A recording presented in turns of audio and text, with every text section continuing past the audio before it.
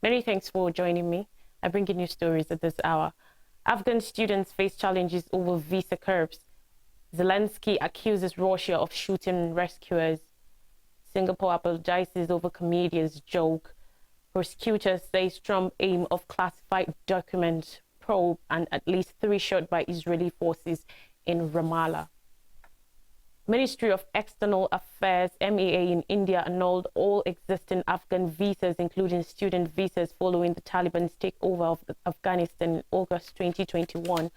Last August, New Delhi resumed limited operations at its embassy, but visa facilities are still unavailable. Consequently, Azimi and thousands of other Afghan students have been left in limbo, unable to continue their education in India. The Indian government directed Afghan nationals to apply for e-visas, which are only valid for 6 months and granted in sporadic circumstances. However, only 300 e-visas were issued to Afghans last year, leaving more than 2,500 Afghan students enrolled in Indian universities and colleges stranded in Afghanistan. The ICCR had earlier offered 1,000 annual scholarships to Afghan nationals for undergraduate and postgraduate studies in India. Over 10,000 Afghan students are presently studying in various Indian universities. However, the cancellation of visas has disrupted the education of many Afghan students, forcing some to seek opportunities in other countries such as the United Arab Emirates, Europe, Turkey, Iran, and Pakistan. New Delhi instead directed Afghan nationals to apply under an e-visa program, but this is only valid for 6 months and granted in rare circumstances. Last year, e-visas were given to only 300 Afghans, which means Azimi and thousands of other Afghans who visit India for studying or medical treatment have been made to wait. E-visas are easy to apply for and need basic documents such as business cards, ID, and invitation letters for an institution in India. Ukrainian President Volodymyr Zelensky has accused Russian forces of shelling Ukrainian emergency rescuers who are trying to rescue people from flood waters triggered by the destruction of the Nova Kakhovka Dam. On Wednesday, speaking in his nightly address, Zelensky said that over 2,000 people have been rescued so far from flooding in the Kherson and Mykolaiv regions, which he said contrasted starkly with Russian-occupied regions, where he accused Moscow's forces of simply abandoning people to the flood. Zelensky described conditions in Russian-occupied parts of the Kherson region as absolutely catastrophic and called on international humanitarian organizations such as the International Committee of the Red Cross to quickly deploy to and help people abandoned in occupied areas now hit by flooding from the destruction of the Nova Kakhovka Dam on Tuesday. According to reports on Wednesday, artillery booms could be heard as people scrambled to leave affected areas with the help of rescue workers. Early yesterday, Zelensky said he was disappointed that the United Nations and the Red Cross had so far failed to respond rapidly to the dam disaster, according to reports.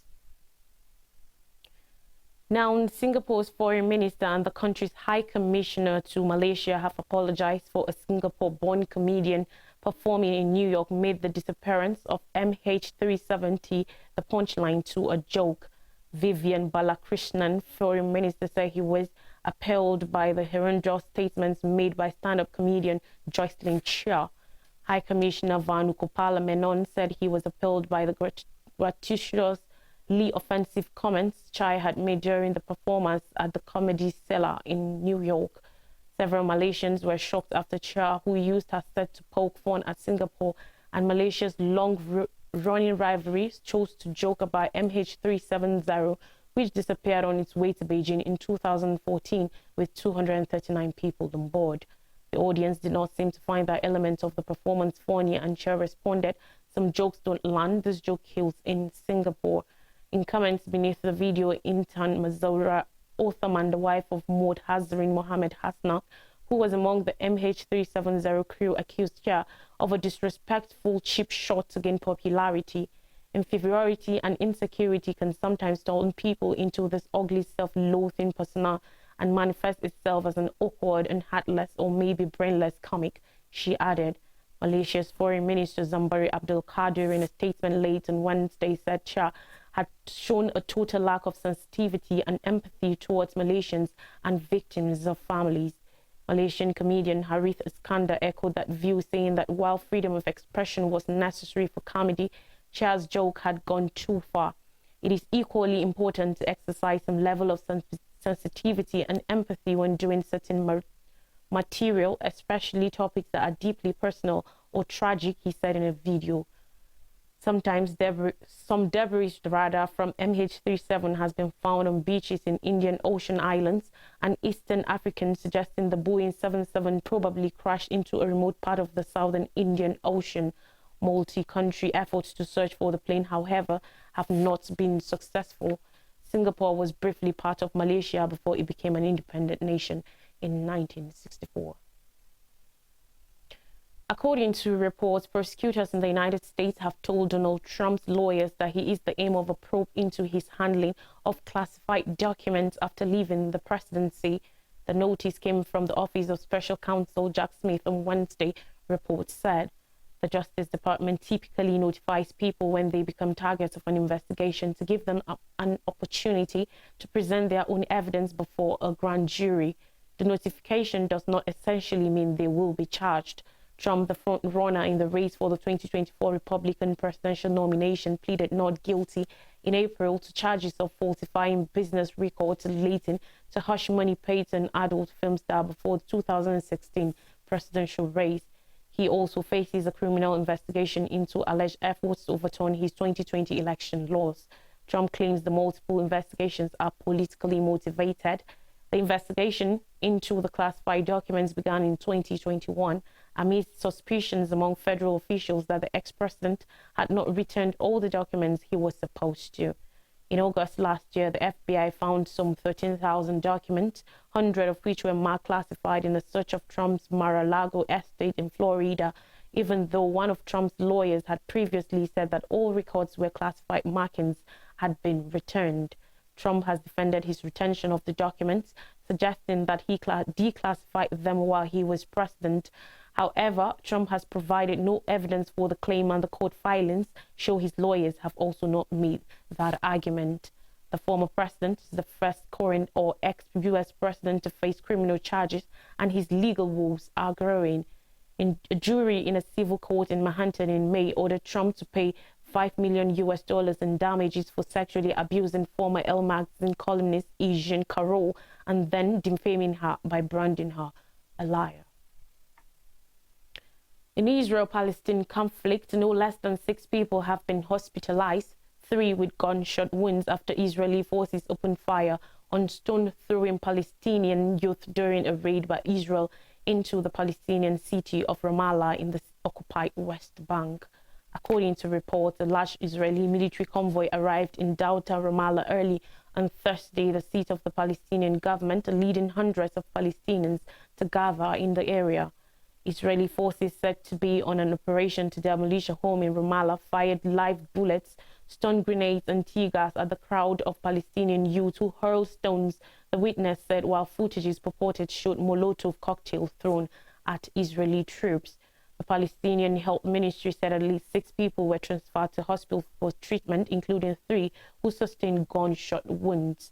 Reports claim that a Palestinian journalist who was also shot by Israeli forces in Ramallah, with some online commentators referencing the killing by Israeli forces of Al Jazeera journalist Shirin Abu Akleh in 2022 while covering an Israeli raid on occupied West Bank city of Jenin.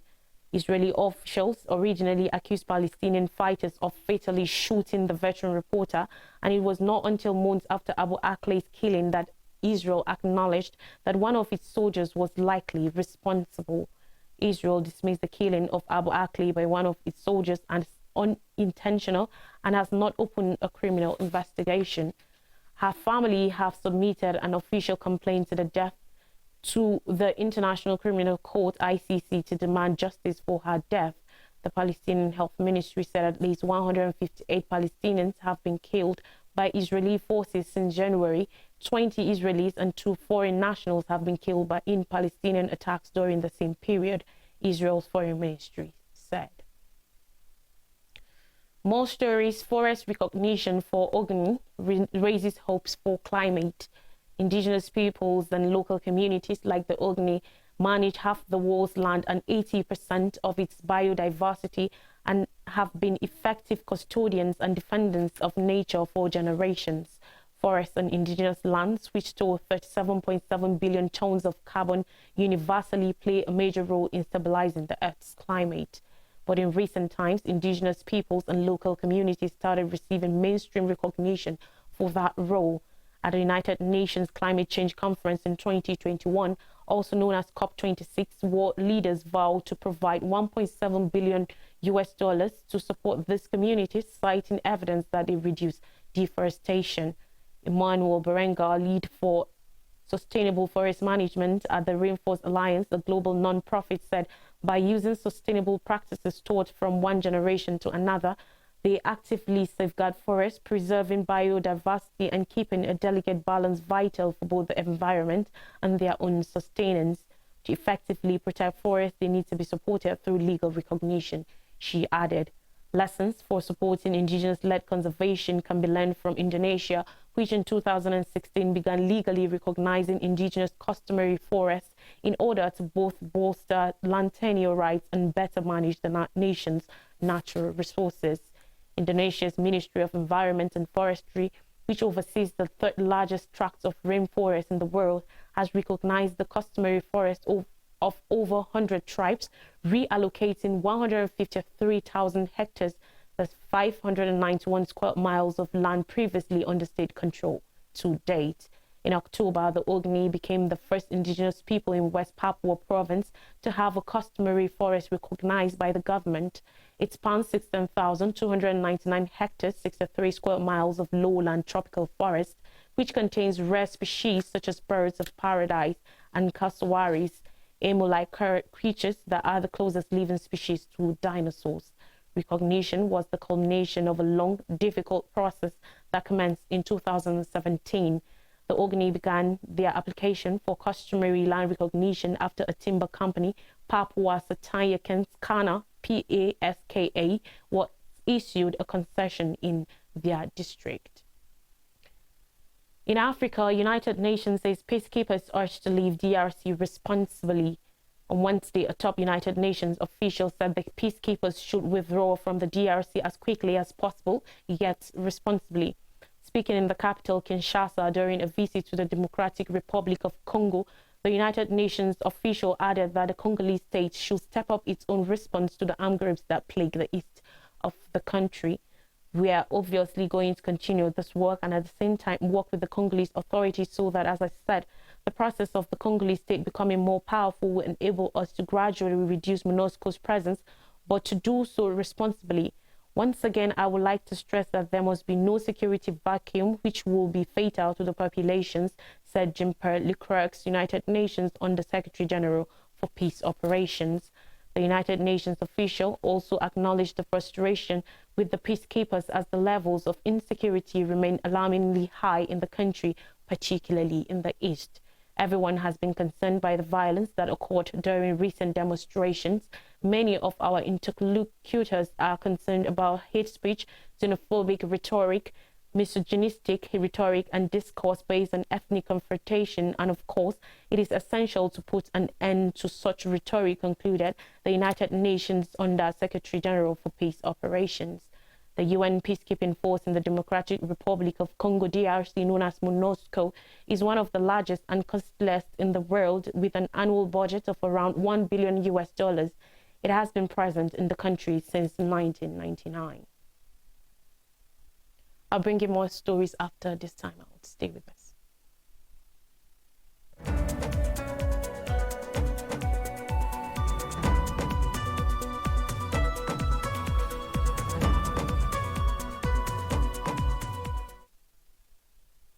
You're welcome back, and here are more stories, especially from Nigeria. President Tinubu orders NEC to work on palliatives. President Bola Tinubu has directed the National Economic Council, NEC, led by Vice President Kashim Shettima, to start the process of working on interventions to ease the impact of subsidy removal on the people. The president's directive came on a day governors of the 36 states of the Federation threw their weight behind the removal of petrol subsidy.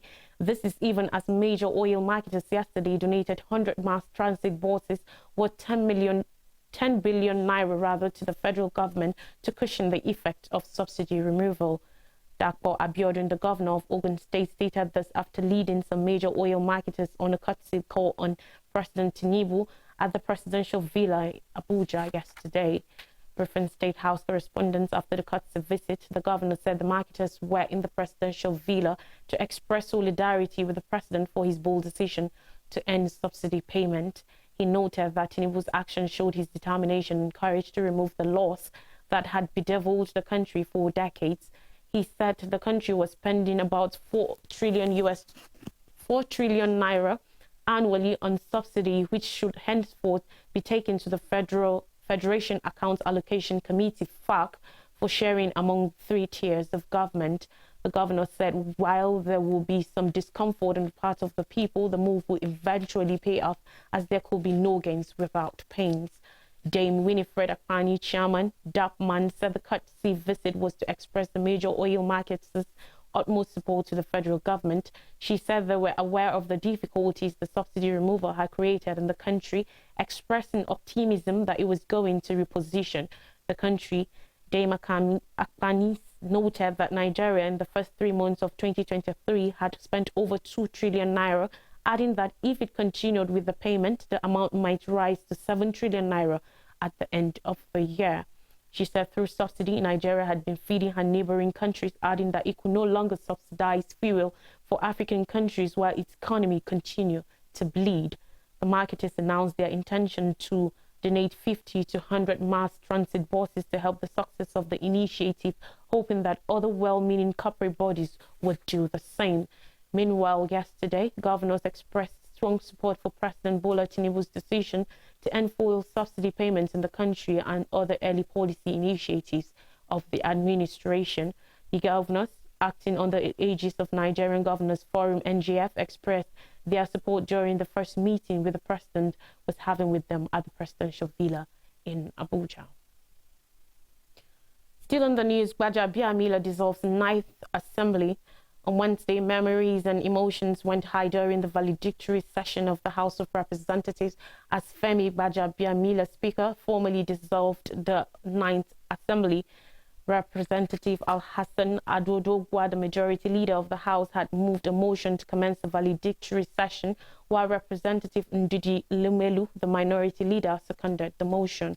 The Speaker, in his valedictory speech, said, and I quote, "I will miss all of you and miss this House. You have enriched my life, and I cannot express how much you have impacted the House." In an emotion-laden speech, Gbajabiamila said the joint efforts in nation building by members were to ensure that the dreams of the nation's founding fathers did not die. According to him, it has been the honor of his life to serve the people of the country. He said since he assumed office, the House had changed drastically in such a manner he had not witnessed, adding that the change came with speed as witnessed in the last 4 years. Femi said the 9th House of Reps had governed well with some interventions, including COVID-19 pandemic, police reform bill, electoral act amendment bill, constitutional review, amongst others. The 9th House of Reps has ended and the 10th will commence, according to him. And finally, on the news, George Akume sworn in as SGF. President Bola Ahmed Tinubu has sworn in Senator George Akume as the new secretary to the government of the Federation SGF at the presidential villa in Abuja. On Wednesday, Akume, in a brief ceremony which had dignitaries including some serving and ex-governors in attendance, took his oath of allegiance and oath of office inside the council chambers of the villa. The Vice President, Kashim Shettima, President of the Senate, Ahmed Lawan, Governor Abdurrahman Abdul Razak of Kwara State, Head of the Civil Service of the Federation, Dr. Falashade Yemi Esan, and the spouse of the new SGF, Mrs. Regina Akume, were also among top officials present. Last Friday, in a statement Tinubu had signed by the State House spokesman Abiodun Oladunjoye, announced the appointment of the former Benue State Governor and immediate past Minister of Special Duties, Akume, as the SGF. On the same day, the President also announced the appointment of the Speaker of the House of Representatives, retired Honorable Femi Gbajabiamila, as the Chief of Staff. In a meeting with the Progressive Governors Forum (PGF), Tinubu equally appointed Senator Ibrahim Hassan Hadija, a former Deputy Governor of Jigawa State, as the Deputy Chief of Staff. Akume's duty as the Secretary to Government of the Federation commences with immediate effect. Meanwhile, the tour chief, Osiviri, Professor James Otese Ayase, on Tuesday stated appreciation and gratitude to Tinubu for finding Akume worthy of the noble appointment as the SGF. The royal father described the development as reconnecting Benue State to TIF nation, in particular to the mainstream politics in Nigeria. A recap of major stories says Afghan students face challenges over visa curbs. Zelensky accuses Russia of shooting rescuers. Singapore apologizes over comedian's joke. Prosecutors Trump aim of classified documents probe, and at least 3 shot by Israeli forces in Ramallah. Thanks for watching. I am Lois Reki. Have a nice day.